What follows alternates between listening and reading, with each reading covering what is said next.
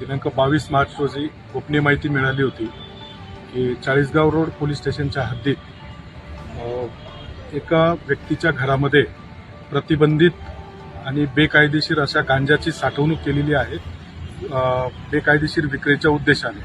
त्याप्रमाणे सदर माहिती माननीय पोलीस अधीक्षक श्री श्रीकांतजी धिवरे सरांच्या समक्ष आम्ही ती सादर केली।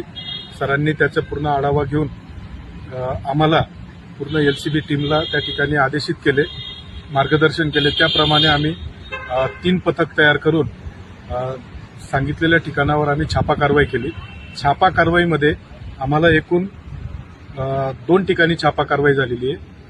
दोन्ही ठिकाणी मिळून एकत्र आम्हाला 570.61 किलो हा गांजा बॉक्सच्या स्वरूपामध्ये मिळून आलेला आहे।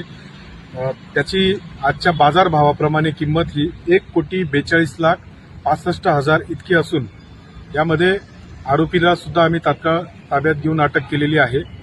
आरोपीकडनं त्याने हा मुद्देमाल कुठून विकत आणलेला होता व तो इथून पुढे कुठे विक्री करणार होता, तसेच त्याच्या या संपूर्ण गुन्ह्यामध्ये त्याचे इतर कोण साथीदार आहेत याचा तपास आम्ही करीत आहोत। त्याचप्रमाणे आज रोजी आम्ही त्यांना मान्य न्यायालयासमोर हजर करून पुढील कस्टडी घेत